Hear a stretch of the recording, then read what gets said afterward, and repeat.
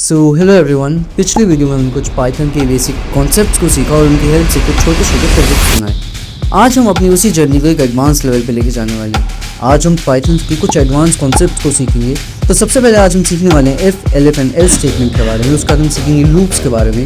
फिर हम सीखेंगे हम फंक्शन को क्रिएट कैसे कर सकते हैं, फंक्शन होता क्या है और उसको यूज़ कैसे कर सकते हैं। फिर हम मॉड्यूल्स के बारे में सीखेंगे और लास्ट में आज इस वीडियो के अंदर हम एक पाइथन की हेल्प से एक छोटा सा प्रोजेक्ट भी बनाने वाले हैं जिसमें हम एक कैलकुलेटर बिल्ड करेंगे। So without wasting any time let's dive into the video. तो अब तक हमने सीखा कि हम पाइथन के अंदर कैसे दो कंडीशंस को यूज़ कर सकते हैं या फिर दो कंडीशन अपने पाइथन को दे सकते हैं और उससे टास्क विन करा सकते हैं। पर अब हम उसी चीज़ को एडवांस लेवल पे लेके जाएंगे और हम सीखेंगे दो या दो से ज़्यादा कंडीशंस को हम कैसे यूज़ कर सकते हैं। तो ये हम यूज़ कर सकते हैं if, else and elif statement के हेल्प से। तो देखिए, सबसे पहले मैंने एक वेरिएबल क्रिएट किया आई, जिसके अंदर मैंने एक इंटीजर का इनपुट ले लिया। ठीक है, तो यहाँ पर जैसे मैंने ये इनपुट ले लिया, अब मैं चाहता हूँ कि यहाँ तीन चीज़ें हैं। अगर नंबर 0 हो तो 0 प्रिंट हो, 0 से ग्रेटर देन 0 हो तो ग्रेटर देन 0 प्रिंट हो, और अगर लेस देन 0 हो तो लेस देन 0 प्रिंट हो। तो अब हमने यहाँ पे सिंपल वेरिएबल का इनपुट ले लिया। अब हम इधर एक सिंपल स्टेटमेंट बनाएंगे, if i is greater than 0 then print it is greater then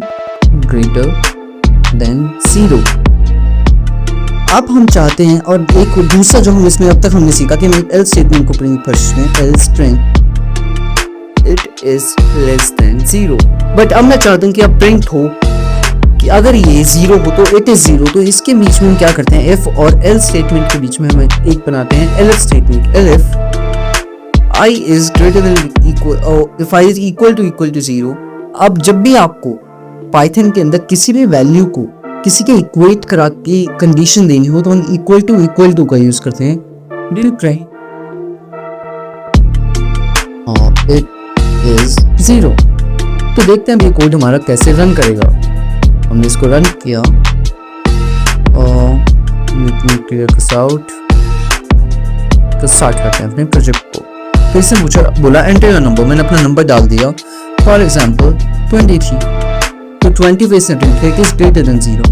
हम इसको वापस रन करते हैं। इसने मेरा नंबर मांगा, मैंने डाला -2, तो इसने डाला इट इज लेस देन 0। पर यहीं पे अगर हम इसको वापस रन करते हैं, मैं डाल दूँ 0, तो प्रिंट करेगा इट इज 0। तो ये basic if, elif and else statement थी जिसकी हेल्प से आप दो या दो से ज्यादा कंडीशंस को पाइथन के अंदर यूज कर सकते हो।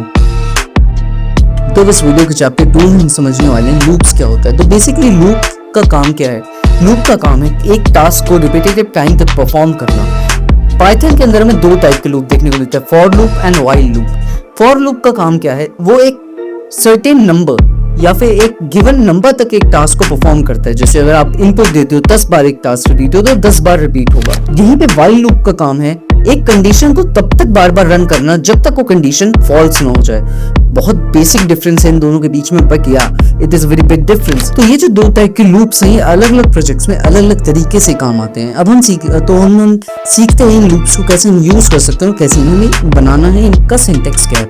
तो सबसे पहले हम सीखेंगे फॉर लूप के बारे में। तो फॉर लूप का जो सिंटेक्स होता है वो होता है फॉर वेरिएबल इन रेंज, या फिर अगर आप एक स्पेसिफिक लिस्ट को डिफाइन करते हैं, लिस्ट डेटा टाइप्स, लिस्ट जो है हमारा लिस्ट हो गया एंड टपल्स, डिक्शनरीज, इन सबको हम नेक्स्ट वीडियो में कवर अप करने वाले हैं। तो बेसिकली अभी आप रेंज को हम एक लेके चलते हैं जो आपने मैथ्स में ही पढ़ा होगा। जो मैथ्स के अंदर open bracket and close bracket use करते हैं जो कि सेट्स के अंदर यूज होता है, बेसिकली इसके अंदर भी हम वही कर रहे हैं। इधर हम एक रेंज को डिफाइन करते हैं और उस रेंज के अंदर रह के फॉर लूप उस काम को परफॉर्म करता है। मैंने फॉर एग्जांपल रेंज डाली 0 से लेके 20। तो 0 से लेके 20 तक का मतलब है वो टास्क 0 से लेके 19 तक परफॉर्म होगा। मतलब 0 से लेके 20 का मतलब है वो टास्क 20 टाइम परफॉर्म होगा। तो 20 टाइम परफॉर्म जब वो होगा वो 0 को भी इंक्लूड करेगा। या फिर इन सब टेक्नोलॉजीज में अगर आप नहीं जाते तो इसका बेसिक मतलब है जो भी आप लास्ट वाला नंबर डालोगे इससे -1 काम होगा। मतलब अगर आप 20 डालते हो तो वो टास्क 19 टाइम्स परफॉर्म होने वाला है, तो हम यहाँ 21 डालते हैं फॉर इंस्टेंस। अब मैं चाहता हूँ कि जब तक या तो कि 20 टाइम्स मेरे नंबर को प्रिंट करता जाए, काउंटिंग को प्रिंट करके मैं लिखूंगा प्रिंट आई वही वेरिएबल है जो आपने स्टार्टिंग में यहाँ पे बनाया था। उसके बाद यहाँ पर हम अगली कंडीशन डाल देंगे या फिर अगला एक टास्क दे देंगे आई को कि ये उसके अंदर एक वैल्यू का इंक्रीमेंट करता रहे। बेसिक टास्क है ये। अब इससे क्या होगा ये एक वैल्यू को प्रिंट करेगा, उसके बाद वो वैल्यू बढ़ जाएगी, उसके बाद जो i की वैल्यू है वो एक बढ़ेगी और उसके बाद वापस अपने लूप को स्टार्ट करेगा। तो अब हम देखते हैं कैसे रन करने वाला। तो अब आप यहाँ देख सकते हो, इसे 0 से लेके 20 तक की काउंटिंग को प्रिंट किया। इसने ऐसा क्यों किया? क्योंकि हमने यहाँ 21 डाला था। यहीं पे अगर मैं 20 डालता हूँ, अगर आपको समझ ना आ रहा हो, तो यहाँ जैसे मैं 20 डालूंगा सिर्फ 19 तक इसमें काउंटिंग को लेके जाएगा। तो ये था हमारा फॉर लूप। तो इस वीडियो के चैप्टर नंबर 2.2 के अंदर हम सीखने वाले हैं व्हाइल लूप के बारे में। व्हाइल लूप का बेसिक काम क्या है? एक टास्क को तब तक परफॉर्म करना जब तक वो स्टेटमेंट या फिर वो कंडीशन फॉल्स ना हो जाए। तो चलिए स्क्रीन पे चल के व्हाइल लूप को सीखते हैं। तो देखिए यहाँ पर हमने बेसिकली अभी तक कुछ भी नहीं किया, सिंपल इनपुट लिया एक वेरिएबल को क्रिएट करके। अब यहाँ हमने व्हाइल का सिंटेक्स सीखा, व्हाइल वेरिएबल कंडीशन, ये बेसिक इसका सिंटेक्स है। वेरिएबल डाला मैंने, जो मैंने ऊपर लिया था i। अब मैं डाला जब तक अगर ये i मेरा 100 से छोटा है तो उस काउंटिंग को वहां से प्रिंट करे। तो मैंने यहाँ पे इसमें टास्क केस को प्रिंट i सिंपल, और i की वैल्यू को +1 करते चलना, इक्वल टू +1। आखिर हम सिंपल डालते हैं +1, ठीक है। अब हमने डाला, अब हम इस कोड को रन करके देखते हैं क्या होगा। तो इसमें मुझे एंटर नंबर, मैंने नंबर डाला फॉर एग्जाम्पल 79 या 67, तो इसे 67 से लेके 99 तक मेरी काउंटिंग को प्रिंट करते दिया। बेसिकली हुआ क्या, आप अगर यहाँ देखें तो यहाँ पे हमने इनपुट लिया, इनपुट लेने के बाद व्हाइल लूप के अंदर हमने कंडीशन डाली 100 से लेस देन तक की, उसके बाद हमने i को प्रिंट कराया वहीं से जहाँ से यूजर ने इनपुट दिया होगा। उसके बाद उस i के अंदर हम एक वैल्यू को ऐड ऑन करते गए। जैसे अगर उसने 1 का इनपुट दिया तो फिर वो 2 हुई, 2 में जाने के बाद वो वापस इधर गई, कंडीशन चेक हुई, फिर उसने प्रिंट किया 2 को, फिर वापस 2 की वैल्यू 3 हो गई और वापस उसने इस कंडीशन के अंदर भेजा। तो बेसिक व्हाइल लूप था। तो इसी की हेल्प से हम पाइथन के अंदर काफी सारी चीजें कर सकते हैं, पर फिलहाल हम इस वीडियो में सीखने वाले हैं मिनी स्टार प्रोजेक्ट के बारे में। तो चलिए अगले चैप्टर की ओर। तो इस वीडियो के पहले प्रोग्राम के अंदर हम आ गए हैं और हम बनाने वाले हैं एक सिंपल प्रोजेक्ट जो हमें एक स्टार को मल्टीपल टाइम्स प्रिंट करके दे जब तक कि वो एक सर्टेन नंबर तक ना पहुंच जाए। तो इसके लिए हम जो, अगर मैंने भी बोला सर्टेन नंबर तक, तो इसका मतलब हम फॉर लूप को यूज करने वाले हैं। तो सबसे पहले हमने बेसिक जो काम होता है हमने वो जो अभी तीसरी वीडियो में सीख लिया है, इनपुट लेना यूजर से। तो हमने यूजर से इनपुट लिया एंटर नंबर ऑफ रोज, मतलब कितनी रोज तक चाहते हो कि ये बने। अब आपने इनपुट ले लिया, इनपुट लेने के बाद हम जैसे कि आप क्लियर ही हो गया कि फॉर लूप यूज करना है, तो फॉर i इन रेंज आपने एक रेंज डिफाइन करी, रेंज को हमने 1 से डिफाइन करें कि आप 1 से लेके मैं चाहता हूँ रो या फिर i वेरिएबल। आप ये बात अपने दिमाग में रखिएगा कि वेरिएबल सेम नहीं होना चाहिए जो आपने ऊपर इनपुट लिया उसका और नीचे वाले का। मैंने डाला रो, तो आपने यहाँ पे डाला रो। तो अगर अब मैं रो डालता हूँ तो रो के अंदर अगर मैंने फॉर एग्जांपल इनपुट दिया 10 का, तो डेफिनेटली 9 टाइम तक प्रिंट करेगा, पर मेरे को चाहिए 10 तक, तो मैं करूंगा रो +1 प्रिंट स्टार। बेसिक ये वाला स्टार मैंने प्रिंट करवाया, पर अब मैं चाहता हूं कि ये जो स्टार है, क्योंकि मल्टीपल आता है, मतलब पहले 1 आए फिर 2 फिर 3 फिर 4, एक लैडर चले, तो उसके लिए हम इसको मल्टीप्लाई करा देंगे वापस, इससे i से। इसके अंदर बेसिक क्या चीज होगी, i के अंदर जो भी नंबर होगा वो स्टार के साथ मल्टीप्लाई होता जाएगा, मतलब वो स्टार उतनी बार आएगा। जब वो 1 होगा तो ये 1 टाइम आएगा। 0 इसलिए हमने नहीं दिया, अगर हम 0 की रेंज से स्टार्ट करते इसको इधर, तो क्या होता कि 0 से अगर हम जब स्टार्ट करते तो ये एक लाइन को एम्प्टी कर देता, क्योंकि किसी भी नंबर की मल्टीप्लिकेशन 0 से करो तो 0 आता है। चलिए इतनी टेक्नोलॉजीज में ना जाते हुए आउटपुट सुना आपके समझा क्या है। तो इसने पूछा नंबर ऑफ रोज, मैंने डाला 10, तो ये 10 बार इसने स्टार की लेटर को प्रिंट कर दिया। अगर आप देखो तो ये पूरा 10 टाइम्स इसने प्रिंट किया। तो ये था हमारा बेसिक छोटा सा प्रोजेक्ट। तो इस वीडियो के चैप्टर नंबर 3 में हम सीखने वाले हैं कि हम कैसे फंक्शंस को बना सकते हैं, फंक्शन का काम क्या होता है और हम उनको यूज कैसे करेंगे। तो देखिए, तो अब हम समझते हैं फंक्शंस क्या होता है। फंक्शन बेसिकली एक रिटर्न कोड है जो कि हम मल्टीपल टाइम्स यूज करने वाले हैं या करना चाहते हैं। तो हम उस कोड को एक फंक्शन के तौर पर बना देते हैं या फिर उस लॉजिक को फंक्शन के फॉर्म के अंदर पाइथन को दे देते हैं, और उसके बाद हम सिंपल एक लाइन के अंदर उस पूरे टास्क को परफॉर्म करा सकते हैं। तो चलिए स्क्रीन की तरफ चल के समझते हैं कि इस फंक्शन को बनाना कैसे है, और जिससे आपको चीजें भी क्लियर होंगी कि फंक्शन है क्या। तो देखिए, फंक्शन का सिंटेक्स सिंपल है, इसमें लिखना है डेफ फंक्शन का नाम मैंने यहाँ डाला फॉर एग्जांपल एवरेज ब्रैकेट बस a कॉमा b। तो बेसिकली हमने a कॉमा b क्या किया, दो वेरिएबल्स को डिफाइन कर दिया कि a और b हमें इनका एवरेज चाहिए, दो नंबर्स का एवरेज। तो हमने डाला def average a comma b print average is comma. ये सिंपल आपको पता ही होगा कि प्रिंट के बाद अगर आप प्रिंट के साथ दो तीन चीजें प्रिंट करना चाहते हैं आपको कॉमा डालना, comma a plus b upon 2। कि देखिए इस फंक्शन में डेफिनेटली भी एक एरर आने वाला है, वो एरर क्या होगा वो हम अभी सीखेंगे। अब हमने एक छोटा सा फंक्शन बना दिया, अब इस फंक्शन को हमें यूज कैसे करना है वो हम समझते हैं। हमने यहाँ पे एक इनपुट लिया a का इनपुट फर्स्ट नंबर, और यहाँ पे हमने b का लिए एक इनपुट ले लिया इनपुट।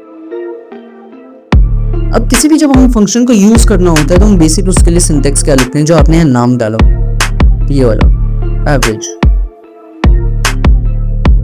अब इसको रन करके देखती, इसने मुझे फर्स्ट नंबर में डाला 4, सेकंड नंबर मुझे मैंने डाला 6। हाँ डेफिनेटली एरर थ्रू करेगा क्योंकि हमने इसके अंदर एवरेज के अंदर डिफाइन किया एवरेज a कॉमा भी आप यहाँ लिख सकते हो। अब देखते हैं कैसे वन कर तो देखते हैं कैसे नहीं देगा। तो यहाँ पे आया फर्स्ट नंबर से मैंने डाला 4, सेकंड नंबर में डाला 6, तो इसने एवरेज जनरेट करके दिया 7। डेफिनेटली मेरे को पता था एरर आने वाला है, और ये क्यों आएगा हम वो सीखते हैं। देखिए 7 इसने जनरेट क्यों करके दिया, क्योंकि आपने इधर लिखा था a प्लस b अपॉन 2। इसका क्या मतलब है a प्लस b अपॉन 2। इसने उसको होल की तरह कंसीडर नहीं किया क्योंकि हमने यहाँ ब्रैकेट्स डाल थे। इसलिए मैथ्स के अंदर ये बेसिक रूल है कि ब्रैकेट जरूर डालो जहां पे ब्रैकेट आना चाहिए वहां पे। तो यहाँ पे हमने a प्लस बी को फुल ब्रैकेट के अंदर डाल दिया। अब हम इसको रन करते हैं, सेम नंबर डालते हैं 4 और 6, तो एवरेज आया 510। तो ऐसे हम बेसिक अपने फंक्शंस को क्रिएट करते हैं और फंक्शंस को बना सकते हैं। इसी के हेल्प से आगे हम कैलकुलेटर भी बनाने वाले हैं, पर अब हम एक सीखते हैं कि हम एक रीड ओनली फंक्शन कैसे बना सकते हैं। बहुत सिंपल है, इस पूरे कोड को हटाते हैं, हम डालते हैं नेम फंक्शन।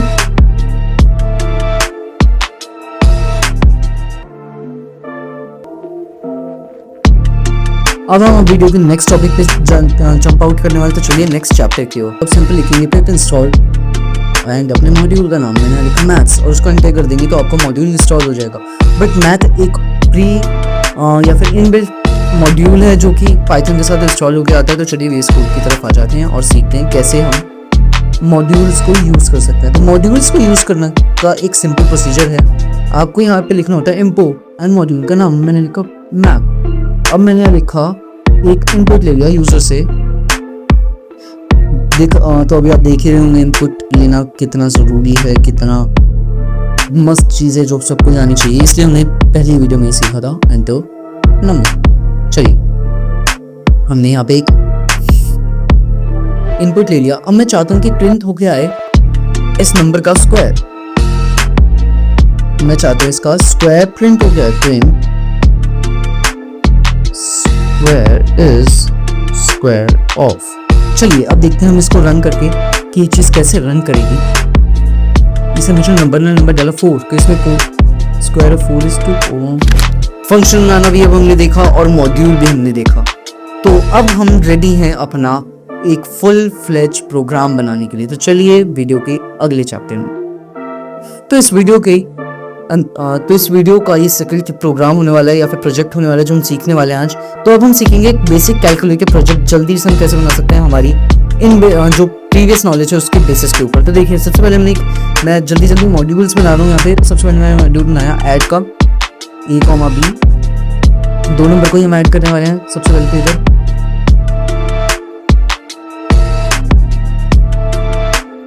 तो देखिए मैंने अब तक यहाँ एडिशन, सब्ट्रैक्शन, मल्टीप्लिकेशन के लिए फंक्शंस क्रिएट कर दिए। मैं डिवीजन के लिए फंक्शन क्रिएट कर रहा हूँ, जिसमें मैं आपको एक चीज़ सिखाऊंगा कि हम कैसे फंक्शन के अंदर भी इफ और एल्स स्टेटमेंट जो हमने सबसे पहले वीडियो में सीखी थी उसका यूज़ होने वाला है। तो देखिए सब एक बेसिक रूल सबको पता होगा मैथ्स का, कोई भी नंबर 0 से डिवाइड नहीं हो सकता। और अगर हमारा यूज़र b की जगह 0 इनपुट देता है कि b की वैल्यू 0 देता है हमें, तो हम डेफिनेटली डिवीजन परफॉर्म नहीं कर पाएंगे और एक एरर आ जाएगा। उससे बचने के लिए मैं डालता हूँ if b is equal to 0 enter invalid argument. Otherwise मैं चाहते हैं रिप्रेजेंट कर दे सिंपल डिवाइड करके, ये डिवाइडेड बाय। तो अब हमने देखा कि हमने कैसे हर एक ऑपरेशन के लिए एक फंक्शन को क्रिएट किया। अब हम देखते हैं कि हम कैसे आगे अपनी कैलकुलेटर को बनाने वाले हैं। तो सबसे पहले हमने यहाँ पे a, b जो वेरिएबल्स लिए थे इनको हमें इनपुट जनरेट कराना होगा। तो मैंने यहाँ 2 नंबर का इनपुट भी ले लिया। अब हम इनपुट लेने के बाद सबसे पहले चॉइसेस प्रिंट करते हैं, मतलब कौन सा ऑपरेशन हमें कराना है। तो मैंने यहाँ पे एक प्रिंट स्टेटमेंट कराई, select the available operation. Operation available जो थे हमने वो डाल दिए। अब मैं चाहता हूँ एक वेरिएबल, तो हमने जब यहाँ ले लिया, अब हम यूज करने वाले हैं इफ एंड एल्स स्टेटमेंट्स के बारे में। बट उससे पहले हमें एक और इनपुट लेना होगा जो कि होगा चॉइस का, जो is input to the input choice. अब हमने यहाँ पे ऑपरेशन का इनपुट भी यूजर से ले लिया। तो हम यूज करने वाले रेफरेंस स्टेटमेंट के बारे में, if choice is equal two plus. तो अभी हम क्योंकि प्लस हम एग्जैक्टली प्लस का साइन का वो ले रहे हैं, प्लस कुछ इनपुट नहीं होता, तो हमने इसको डबल कोट के लिखा प्लस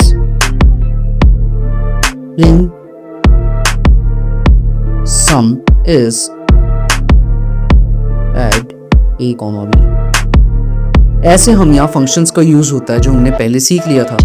अब मैं चाहता हूँ, अब हम देखेंगे एलिफ स्टेटमेंट्स के बारे में, कॉमा ऐड होगा, जो कि हमने एलिफ स्टेटमेंट भी सीखी थी हमारी इसी वीडियो के अंदर।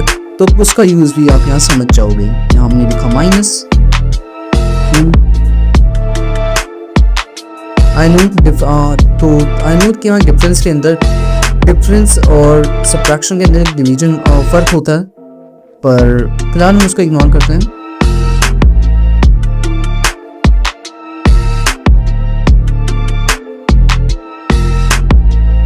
तो मैंने जल्दी पूरा कोड लिख दिया।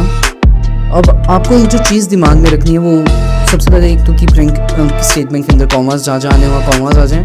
दूसरा, जो आपने यहाँ पे फंक्शन का नाम दिया होगा, जैसे यहाँ पे मल्टीप्लिकेशन के लिए, तो मैं वही लिखूँ। तो अगर फंक्शन के आपने नाम के अंदर नीचे या ऊपर कुछ चेंज है तो डेफिनेटली एक एरर थ्रो करेगा। अब मैंने क्लास स्टेटमेंट डाल दी एल्स की, कि अगर इनमें से कुछ भी नहीं होता तो क्या होगा, प्रिंट होके आ जाए इनवैलिड, सिंपल। तो ये हमने एक कैलकुलेटर बिल्ड कर लिया। अब हम इसको रन करते हैं। इसको भी ये ऑफ द स्पोकन, हम तो इसको क्लियर कर लेगा। अब इसमें मुझे फर्स्ट नंबर मैंने डाला 40, सेकंड नंबर से मुझे डाला 20।